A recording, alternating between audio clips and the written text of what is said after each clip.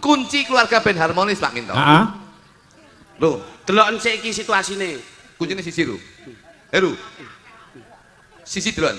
Pokoke awakmu ki aja omong-omongan karo bojomu. Lho, piye to kowe iki? Sik. Kunci keharmonisan keluarga. Aja omong-omongan karo wong wedok. Lah dianggap satru. Loh, satu lah masalah. Yang penting untuk menuju rumah tangga yang harmonis. Di kalangan masyarakat terus ndak oleh omong karo bojo, terus nganggo sasmita piye lek jelas diarani wong padu. Ndak ben dijlentrehke kok kudu ndak omong-omongan neng-nengan ki piye? Kula mbiyen iki membina rumah tangga ki 2 tahun, iki kerep omongan, iki malah kerep geger. Loh, Tapi setelah aku goleki apa terus menjadi kunci gegerku karo bojoku, ternyata komunikasi. omong-omongan. Tapi setelah aku ora omong-omongan, iki malah harmonis sampai saya. Aman. Malah Oh iya, aman, Pak Minto. pancen sing apik iki pancen yo meneng-menengan. Meneng-menengan. Oh iya, terus. Dadi nek enek apa-apa, kuwi gawe metode yang lainnya. Bahasa. Bahasa. Contone, Dalam apa-apa ya digambar. njaluk mimi. Mimi tak gambar gelas. Lho. Ngerti ngono. Paham lho bojoku. Njaluk wedang susu no. Wis tak gambar gelas terus kene andinge bunder-bunder nik-nik ngono. Ngapa kok bunter-bunter ning. Nyapa juga tak cari susu. Sik. Terus umpama sampean arep njaluk adus piye? Adus tak gambar siduk Pak Minto. Mesti bojoku langsung serundul juga anduk. Oh. Ngoten niku kula. Ah nek kangen hubungan. Lek arep lanang wedok ngono lho. Nah, ngono lho. Lah, kuwi to, cis. Cis ki apa kok iso? Cis tipis-tipis. Maksudnya ki hubungan ngono kuwi. Iki tak gambar. Lah kabeh mbok gambar kok. Iki tak gambar. Piye, Mas? Tak gambar kurungan terus lawangnya buka. Lho, ngono Pak Minto. Sik kok ora padha karo nek maem karo lek ngombe. Lho ya beda nang njaluke kuwi yo. Dadi tak gambar kurungan karo lawangnya buka. Lah nyapa kok ming hubungan lawange buka karo kurungan. Kuwi berarti manuke wayahe mlebu. Ngono lho dadi. Sasmita. Lek bojomu ora tanggap. Terus Lah coba lek bojomu ndak ngerti. ora tanggap. Ora tanggap. Kuwi tak gawe gerak tubuh. Lho, Gerak tubuh piye? Loh, nggih dengan gerak tubuh lho Pak Minto. Terus contone jajal piye? Njaluk apa? Ya arep turu awor kuwi mau. Turu awor ya aku lek mangan ngene to. Nggih. Lek ngombe ngene. Nggih. Lek njaluk turu awor wis biasa. Piye, Mas? Njalukku mesti mek ngono. Bojomu mara. Moro. Terus akhirnya kodemu. Kodeku mek ngene kok. Apa wi? Pak Minto nyapa to.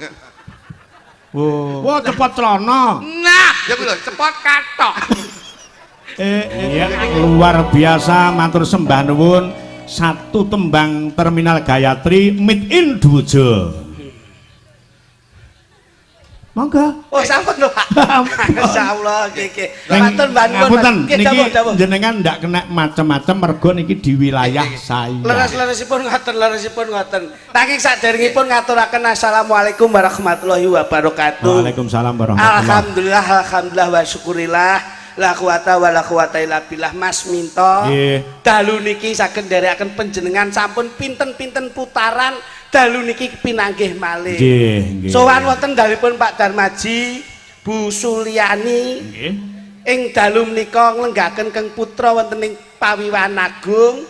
Wonten ing pahargan menika andum katresnan anggenipun bebrayan insyaallah tumuju wonten ing bebrayan ingkang sakinah mawaddah warahmah tinampi ridho lan hidayah pinanggih barokah. Amin. Dongane wong melek wengi bengi iki akeh diijabah dening Gusti Allah taala. Ternyata piyai ngriki nderek Bragung Mas nggih. Sumbragung nggih. Alhamdulillah piyayinipun leh semanak grapyak Mas Minto. Dalu niki mengeti Keng Putra anggenipun lenggah wonten ing Bali Wisma Agung. Nyuwun pangapunten Mas Minto. Nggih. Saben-saben wonten pahargyan lak mesti mantenan nek mboten mantenan bersih desa. Yen ora bersih desa sunatan, luput saka sunatan syukuran. Kula nek syukuran sunatan bersih desa kula sik gelem urun donga, urun rerembug ingkang positif. Ning dalu niki kok kula ken urun rembug pangapunten saestu. Kula nek dalu niki anggenipun Mas Heru kalian Mbak Akvina, anggenipun bebrayan pangapunten kula mboten saged tutur-tutur. Sami, jenengan kalih kula profesinya sama, statusnya sama. Dalu niki kula nggih mboten patek wani nuturi temanten. Lah niku Mas Minto. Niki dipasrahke kalau dulur mulanang Mas Minto. Nggih, kersanipun Mas kula klutuke mawon. Soalipun kula niku ajeng tutur-tutur manten wedi. Wong kula dhewe butuh dituturi to Mas. Nadalah. Dadi kula niku pasrah bongkohan kalih Mas kula sing lagi niki lebih positif pikiranipun. Ngoten. Kersanipun nggih tanggung jawabe Mas Jo Kluthuk. Wis ben Mas Jo Kluthuk mawon sing tutur-tutur kula tak meneng mawon. Padha kalih kula nggih ajeng meneng niki mengke. Ngoten lho. Wis saiki masa bodho sampean Mas.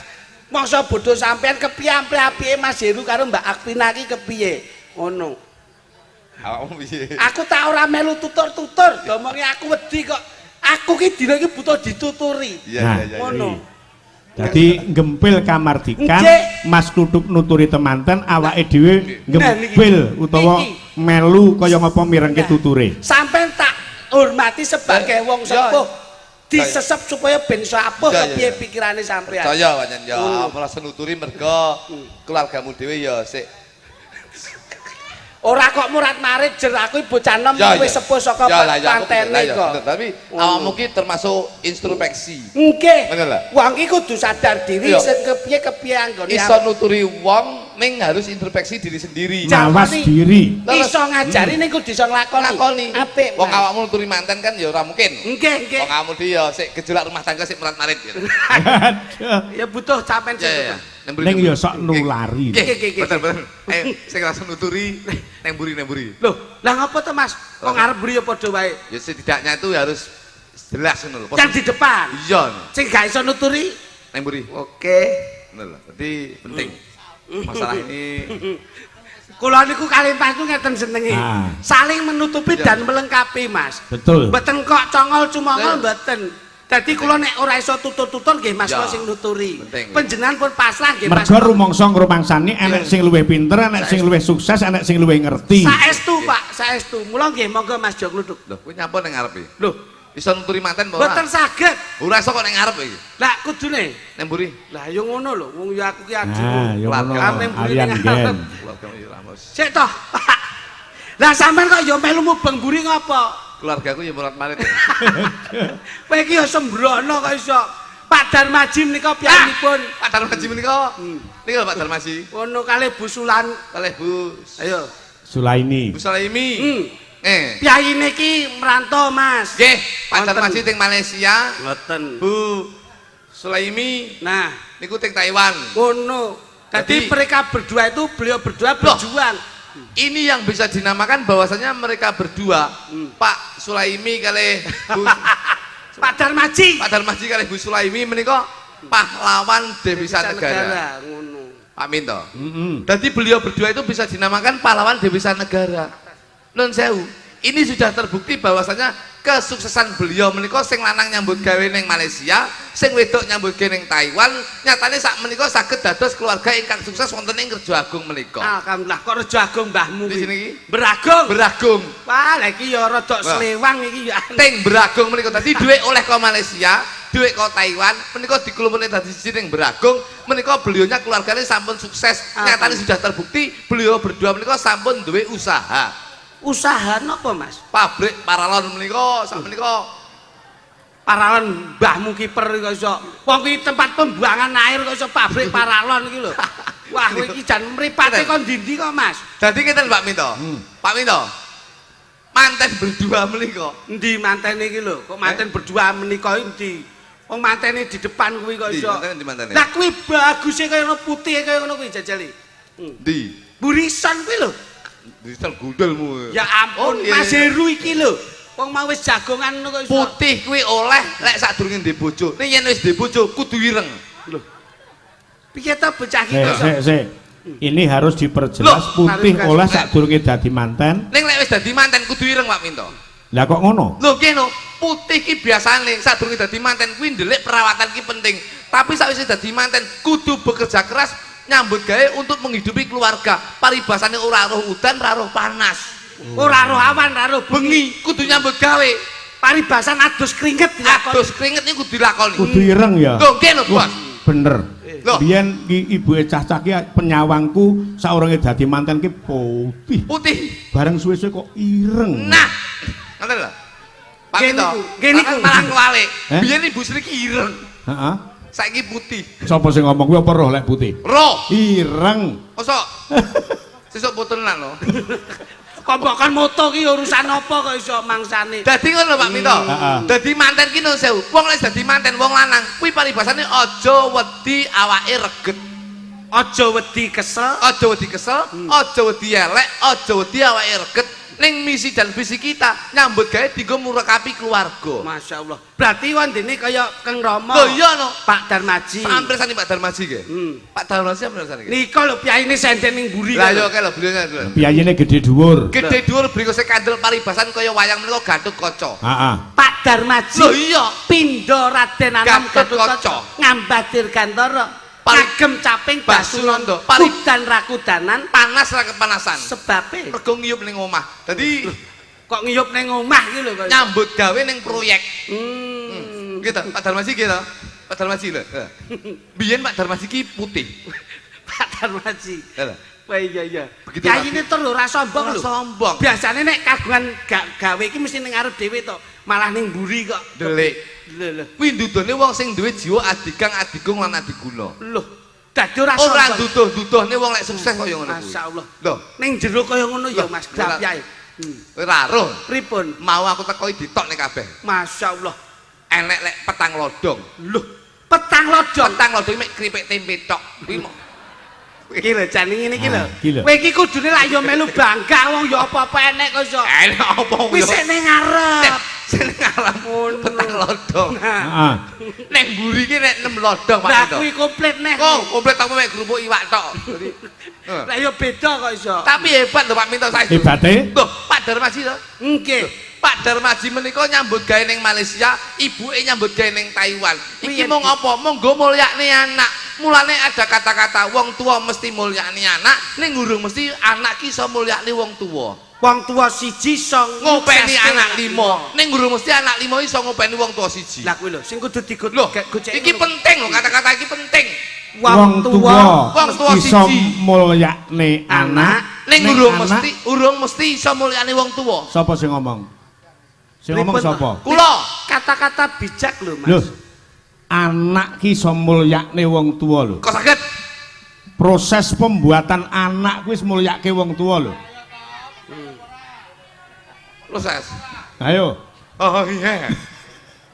Penak lan mboten penak niku gumantung atinipun, Nah, Pak. kuwi ning awake Mboten. dhewe-dhewe. Tegese menika kula ngendikan matur ingkang kados mekaten menika. Ngendikan ya matur. Matur. Contohmu mbok wis ngomong Loh, ngono wae. iki jelas lho. Rungokno. So jenenge anak jenenge apa? Mas Heru. Ru. Heru. Gedhi kono kowe engko tonyo ndasmu bar kowe. Gede oleh tapi pengalaman dalam hidup berumah tangga ki oleh sampai aku. Lah Mas Heru ki jam terbange kok ngendi-ngendi kok. Jam terbang ini apane lho? Lah sampean Jam dinding aku 6 aku ning. jam terbang ki pengalaman ki lho. Sampeyan kudu iso mulyakne wong tuwa lho. Mula Pak Darmaji Bu Sulyani. Kuwi kudu mbok mulyakne. Putrane Pak Darmaji sapa? Nggih, Mas Heru. Mulyakne wong tuamu. Apa meneh mulyakne wong tuamu wedok. Insyaallah kuwi iso membina rumah tangga sing sakinah mawaddah warahmah. Nah, Kuwi iki lho, lho. Mas, kuwi lho, Ki Mas. mesti ngerti mergo paugrane kesuksesane anak ki gumantung ning wong tuwa Wong tuwa wadon. wadon. Kula yen kepengin sukses angger nyambut gawe lak mesti ridone wong tua, Pak. Iya. Nggih to? Iya. Mesti dilangkai. Mas Kluthuk niku angger budal nyambut gawe. Aku jenenge kok dilangkai. Aku mesti dilangkai kalau diuyui ya. Dilangkai ki dongane wong tua ki Pas lho. nglangkai anyang-anyangan lho wong tuaku lho. Lak lenggahe wonten mriki. Nyambut damel wonten Malaysia kalian Taiwan. Jadi ngono, Pak? Ki nek dijikuk saka Malaysia karo Taiwan. Kuwi tembunge iso mata. Mata. Dadi sing lanang nyambut ning Malaysia, sing wedok nyambut ning Taiwan. Taiwan. Itu lek kita bisa menyatukan kata-kata itu mata. Maki Malaysia, iki Taiwan. Taiwan. Jadi saya bisa menghimbau nuturi teman lanang karo wedok, mata ki cinta itu dari pandangan pertama dari mata, akhirnya timbul di hati dan nanti akan membina rumah tangga sehidup semati. Masya Allah. Loh, iki wis pitutur lho Pak Minto. Iya. Dadi wong wedok karo wong lanang, bapak karo ibu iki nyambut ning Malaysia karo ning Taiwan, kuwi saka mata mlebu ning ati, akhirnya bisa membina rumah tangga sehidup semati. Dadi rumah tanggamu Ru, iki kudu sehidup semati. Lah, wondene metu siji, Metu bareng, maem siji, mangan bareng, dolan siji, dolan bareng, turu siji, turu bareng, adus siji. dewe-dewe. Lho kok ora bareng? Kula adus bareng ya kongseng jenenge cilik, wae tak delok cilik mau jenenge. Cilik. Oh, iya, iya. Dadi penting Pak Minto ngoten niku. Tane, Loh, ta itu apa? Ta ki wis tegese tanggung jawab. Tanggung jawabe wong lanang apa, tanggung jawabe wong wedok apa. Wong lanang nyambut gawe, wong wedok mempersiapkan apa yang menjadi kebutuhane wong lanang. Nggih. Heru nyambut gawe golek pangupaya jiwa dienggo nguripi keluargane, sing wedok ya tanggung jawab piye pamrih wong lanang ki seneng. Wong wedok Mbak Afina, Mbak sapa? Mbak Afina. Mbak Adwina, Nggih. bojomu ndi to, Lho? Lah kene ning sandinge kae to. Kok tuwek mana bojone, Lho? Mripatmu kae. Wi bae, utuk bae wis gedeng ngene. Lah kowe yo teko aku. Lah kowe dadak ngeruh nyambut andinge kuwi. Lah wong sing sandinge make kok iso mbok budhe. Jadi mengingat seorang laki sebagai saka guruning keluarga, mula lek nyambut gawe duwe kaya kudu biuk ketubiuk dilehne sing wedok. Nggih. Nah, iki. Contohi kaya kula Pak Minto. Heeh. Dadi kula niku nuwun sewu, bojomu ndi lho? Bojomu ndi? Bojone turu persiapan salah. engko bengi iki arena dan juara ya kok iso. Arep dadi juara piye mburi jenang tok kaya. Ngono, ayo. Ngene lho. Ker, Herul. Wong wedok ki kuncine siji ben bahagia. Piye, Mas? Kudu mbok blonjo apa sing dadi kepingane wong wedok kudu mbok tutne. Loh, dadi wong wedok pengen apa-apa turuti. Ya nek kemampuan iki cukup gitu, Mas.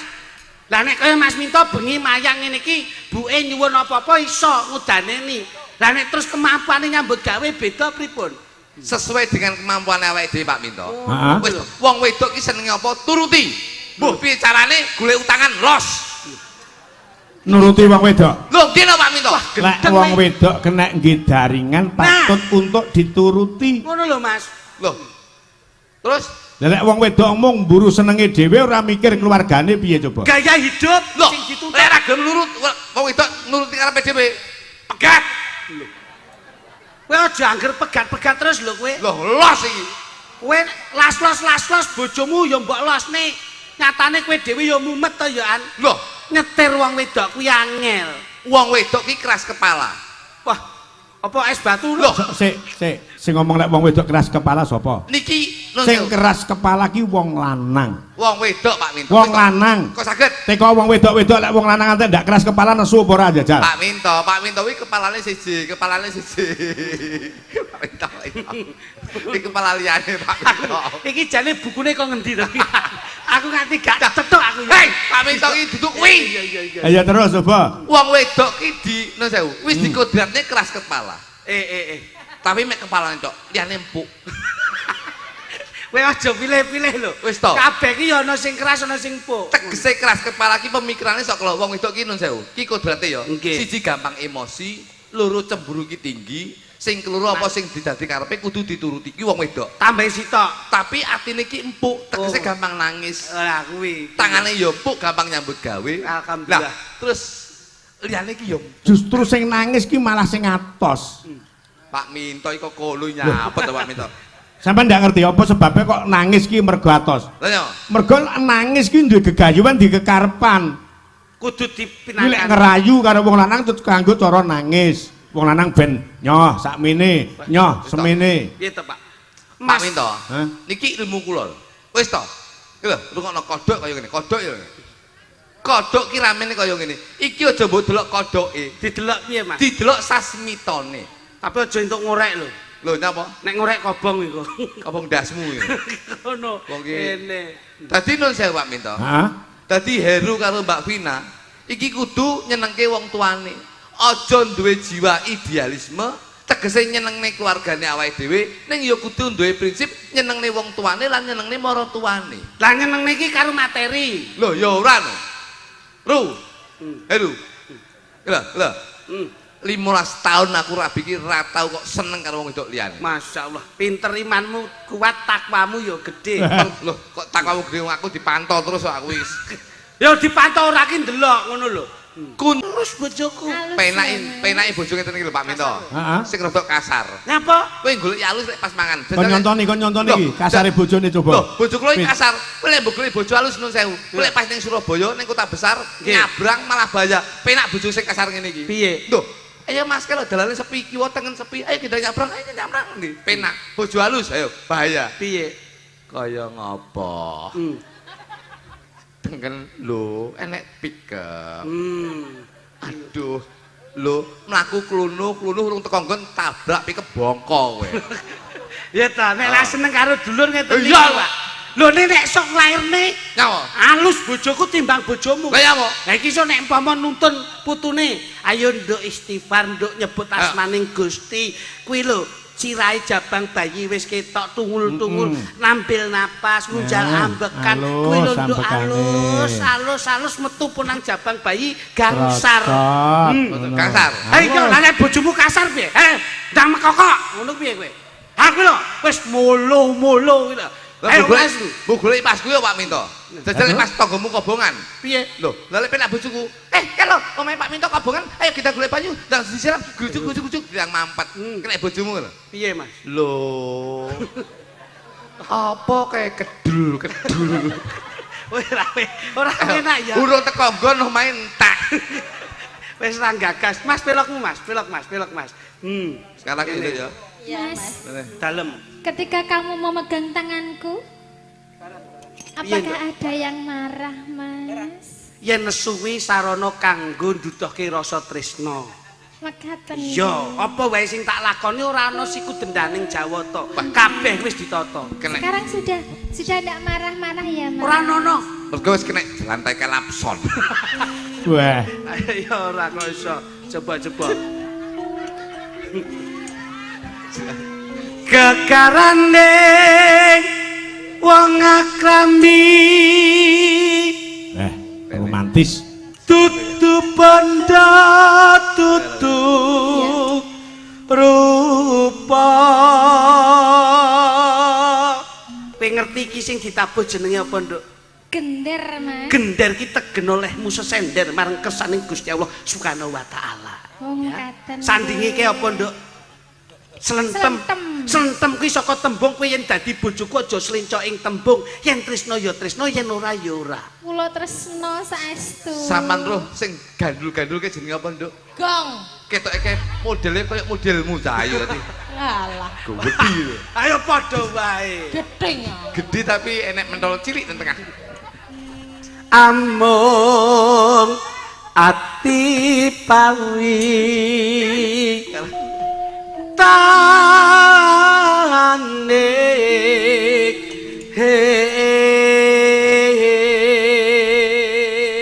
Wah, romantis. Iso apa ora kasing sisih lor kae? Sakit Pak Minto. Aku rayunan, Mas. Nah, Sayang. Iya, sayang. Pipit, Iya. apa bedamu sampean karo salon cahayu? Enggak eruh, Mas. Apa, Mas? Kita enek bedane. Nyampur aja genset. Mengecewakan. Enggak kok mengecewakan kok. Kon dulang bit ben ketok sayang bit. Dagelane nek klambine kaya Dulangan, Pit, dulangan, Pit. ngono kuwi. Ngono. Sing didulangi apa serana apa-apa entek kabeh Pak Minto. Lah kuwi. Nah, Tak buktikan dulang ya, Mas ya. lek memang sampean iki harmonis dalam keluarga. Ojo kalah karo keluargane Jo Klitik. Nah, nggih Pak Minto. Tak dulang ya, Mas. Iya. Aku suwi enelek 6 tahun rambut dulang, Nduk. Ndek ngenali mbok dulang malah. Ndek cahayu. Mosok mangan tenan iki. Alah.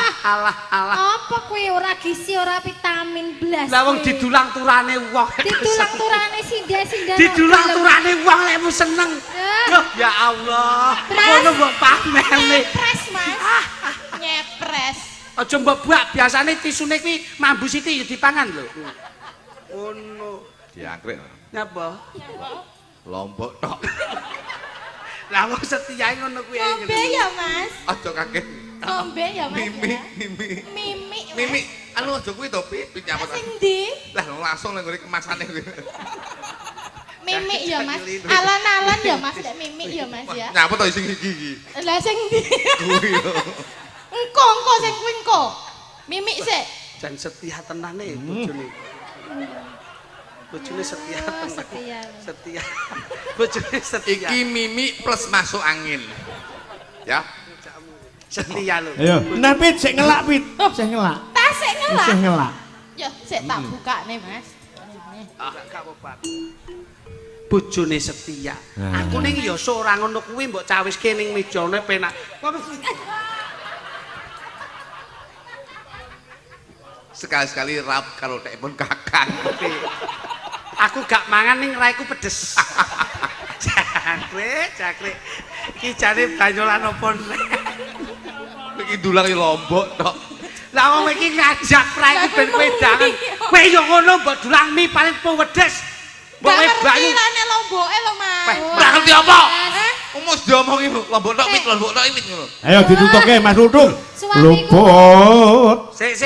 Suamiku sedang anu lho. Matengane komoto barang. Mas kok mesakne. Kowe bar mangan pedes ya iso mbok semprotke ning kancane iki lho. Oh, alah. Wis ora melu mangan mine. Mine bojomu enak ra? Loh, Iki mine bojomu enak. karek telu. Rontok apa piye? Mas. Kok eruh? Ora kok rontok ning dingengei. Luput pisan kena pisan. Suarane jan arum serak-serak klomoh. Yen gampang luwe gampang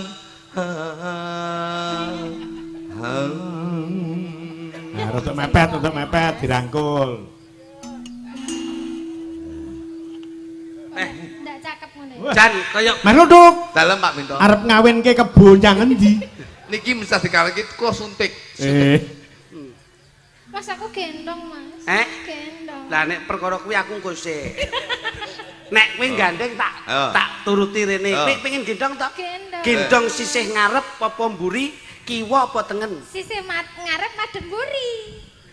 Ngarep madhep mburi. Marep Madhep mburi. lho lah kuwi lak ya terjadi 2-2-0 karo 1-1-0 lho kuwi. Apa kuwi? Ayo konslet no. Sampan yo ngono. Iya. Bahaya. Nyapa? Kok akhirnya dipoto malah kayak ketek mangan kates. Keteke sampean ngono apa piye? Lah itu apa keteke kowe kates. Lah nek aku lho luput pisan kena pisan diajeng pergiwa manut marang pun kakang diajeng pergiwa. Nggih, Kang Mas. Yen menawa katresnanku mung kowe ra ana liya diajeng pergiwa. Aku nyuwun pangku. Apa kowe njaluk tak pangku? Kaya ngene, bukti katresnanku pergiwa. Ayo pergiwa. Sugriwa. Pergiwa. Pergiwa lek cilik gedhi Sugriwa. Kuwi kethek, Mas. Oh, alah. Ayo jajali. Pergiwa. Kaya aku kok kene lho. Wah, iki jan Iki Sugriwa iki. luput pisan kena pisan yen gampang luwe gampang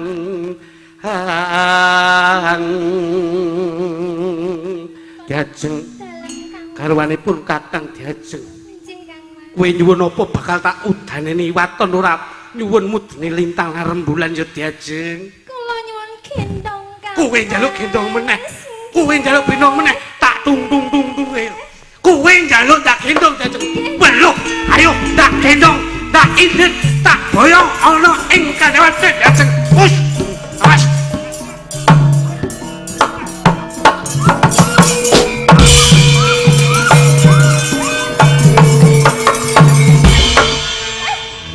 wis Ramelek Pit. ngono Ya. sampak langsung dijak Jane ngono melek tapi musuhe kethek niki napa saged? Pergiwa. hei suarane gedhi pergiwo garwanipun kakang pergiwo Pergiwa. Garwanipun kakang pergiwa. Kowe nyuwun apa pergiwa ning aja nyuwun lintang mudun lintang lan rembulan diajeng. Pergiwo garwanipun lakang pergiwo. Kakang. Kakang kok lakang. Aku muni apa? Lakang. Sapa sing ngomong muni lakang? Jenengan lho. Kakang. Lah mau muni lakang lho. Bapakmu lho. Sampean mau lho. Aku muni apa? Lakang. Lah iya. Lah iya. Ha. Kok lah iya heeh. Baleni. Pergiwo garwanipun lakang pergiwo. Garwanipun lakang pergiwa. kakang Lah yo kakang pertama aku sisi ning lakang lho. Kowe nyuwun apa pergiwa? Kula nyuwun dipondhong, Kang Mas. Belum. Kok lho iki kepiye? Tak udane nih udan lindasmu ya. Napa? Enggak kuat ngebos bos. Lho. Gatot Kaca iki sekti mandraguna kok iso. Tak semayani.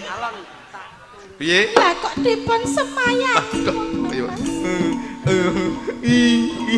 Arep trisik sih. Sing wedok trisik. Awas. Diajeng pergiwo. Gage mapano diajeng ndak boyong, ndak penake. Sesanggilan marang pun kakang jeneng Yos. Yo pergiwo. Anu telatang tudung sundang. Awas. Yo. Ini pergiwo, ndak bopong pergiwo. Ayo pergiwo, malu toh marang. Ayo, ndak bopong. Hei. Wah, pembleser. Oleh-oleh nek yak-yakan yo ngono kuwi lho. Syukur. Lah bojone iki ning kene kok gendong bojone kancane. Gatot Kaca rusa. Tak contoni. Wah. Pergiwo. Manut to marang pun kakang pergiwo. Bakal ndak kepenake uripmu kowe.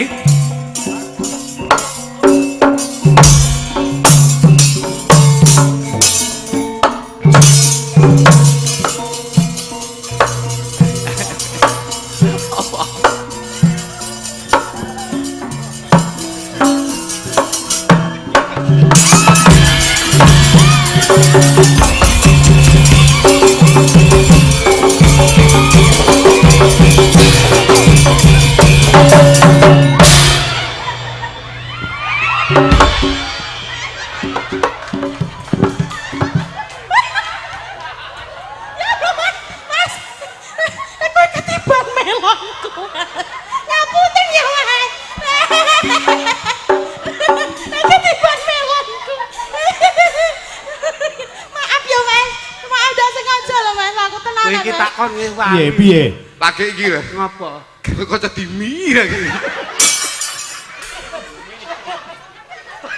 Takone lagi. Malah mbok junjung ra karo-karo. Begitu cebol langsung. Oke mapan ayo anak. Ya jenenge wong entuk iya ngono. Itu mosok Gatot Kaca kena setanting lagi iki.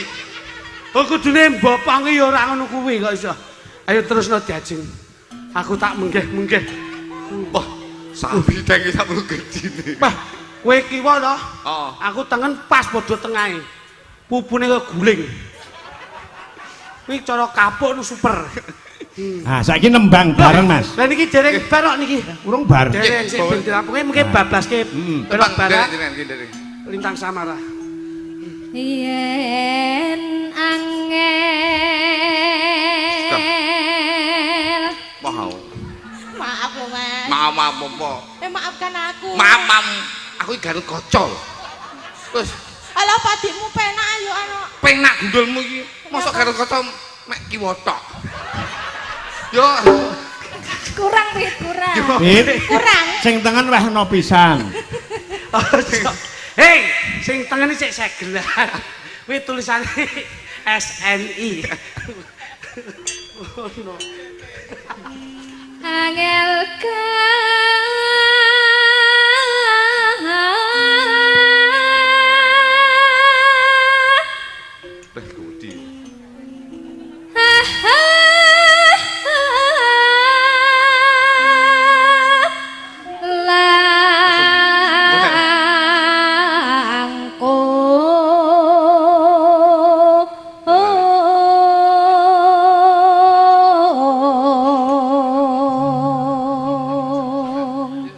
tan kenoti numbas harata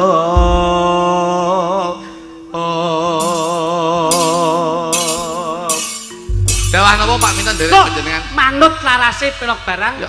dadekke lintang asmara. Nah, Ya. Yuk, Yuk, kaya ngapa? Dados. ya. Marang siang yang tua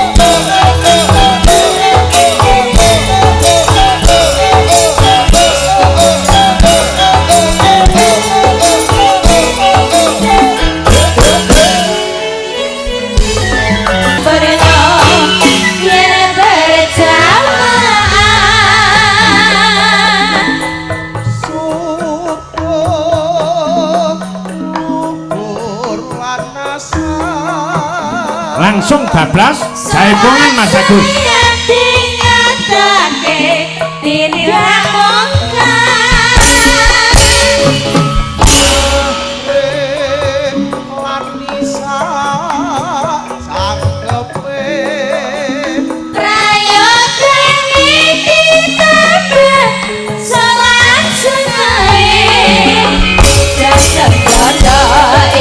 Perintah agama ngelingono ning nyawa sedela saben tawakal pasang kuasa yen kepengin besok muka suwarga.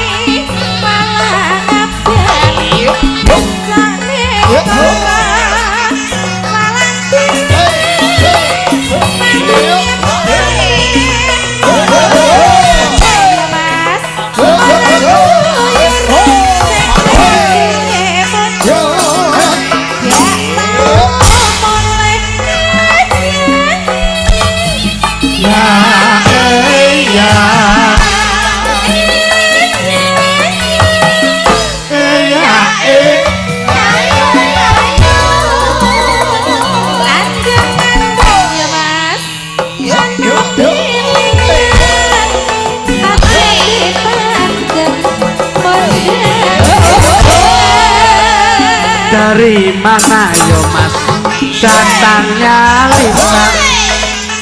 Dari sawah turun ke kali. Dari mana yo Mas datangnya Lisa? Kali masa turun ke hati. Tuku botol terus tuku setrika dalang iminto udah kalopo hari ini terus tuku panggung pancen bahani itu si dendambaan.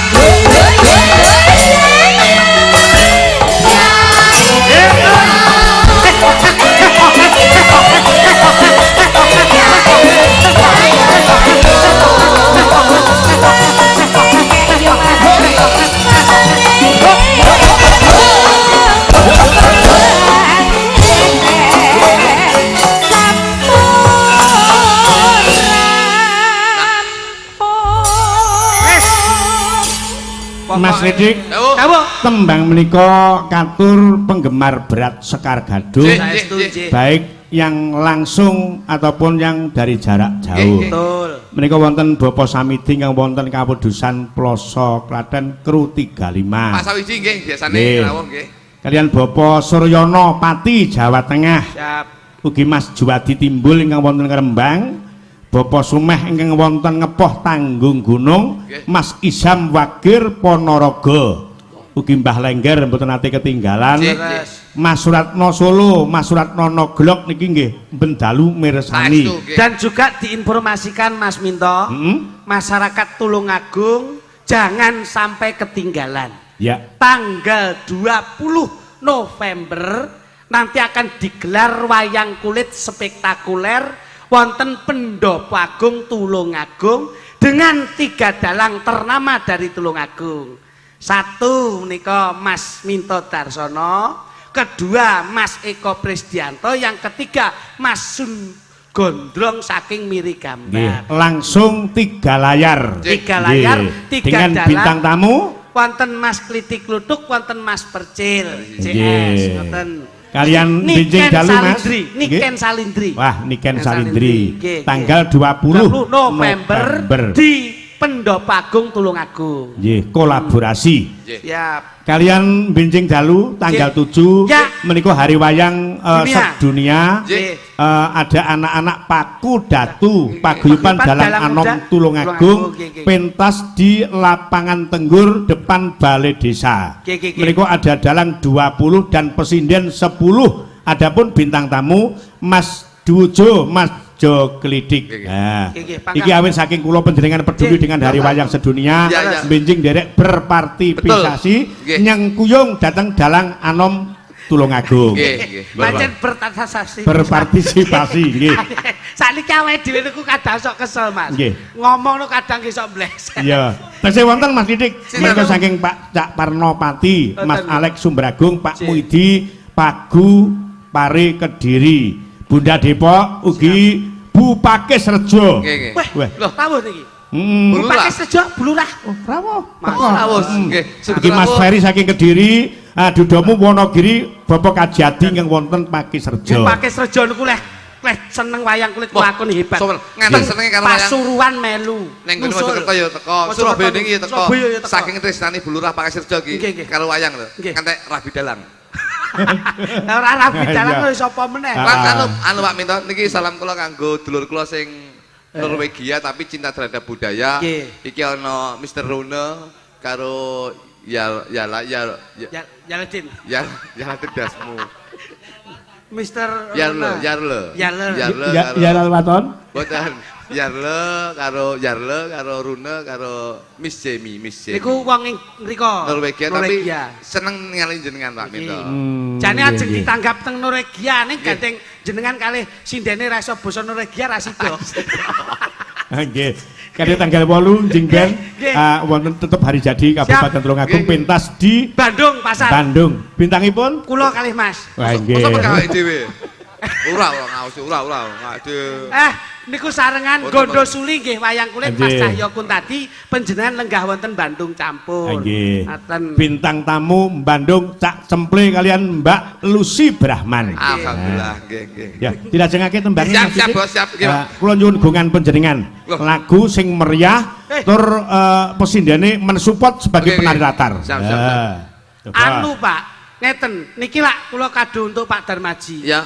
Sinden panjenengan ingkang nembang Mas Jo ingkang nyepeng drum, lajeng saya pinjam wonten gitar. Nah, pesindenipun ingkang nembang loro atau telu?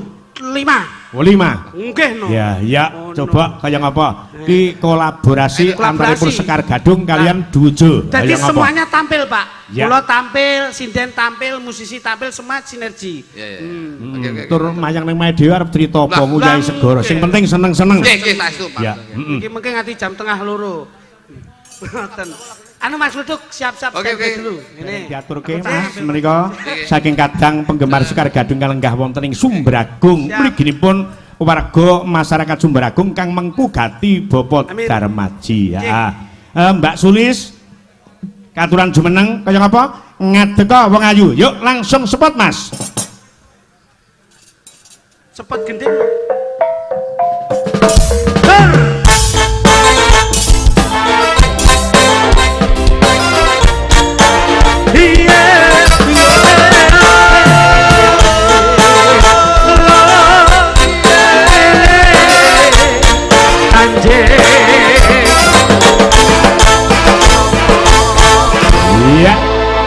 Niki ana pundutan tembang lawas Anoman Obong dipun suwun kanthi mawa jangkep sak bawanipun. Nah, kaya ngapa? Kula piyambakan iki, Pak. Kancane sapa siji? Mang sapa Mbak Sulis sing diaturi jumeneng? Mbak Punjung. Ya. Pak Cocok. Wah, jantenan. Nah, karo Mbak Ani, coba. Nih. Ngadeka nduk. Ayo, Sulis. Dalem Mas. Asik. Mas Kuduk. Mas niki mangke wonten tembang setunggal nandur ngunduh saderengipun menawi kepareng badhe pamit ingkang mangkugati wekdal kuaturaken. Sembah nuwun. Mboten kathah anggenipun kula aturaken kagem panjenenganipun Bapak Darmaji Sarimpit Ibu lan rumambah keng putra Mas Heru kalian Mbak Akvina ing samangke anggenipun jurung dedonga mugi-mugi panjenenganipun kekalih Mas Heru kalian Mbak Vina pikantuk ridho lan hidayah saking Gusti Allah Subhanahu wa taala. Insyaallah enggal-enggal pikantuk momongan soleh lan solehah. Insyaallah beliau Bapak Darmaji Bu Suliani ing samangke anggen kula wentah keng putra dadosa piyayi sepuh ingkang saged satuhu ngreksa keluarga ingkang sedaya pinampi barokah. Amin. Amin. Nggih. Subhanallah Pak Minto. Beliau teng Kalpatan nyuwun gunging samudra pangarsana. Seko liwat kalimat andum selamat. Yo Le karo ngadeka perangi candaan tembange nandur ngunduh. Yuk langsung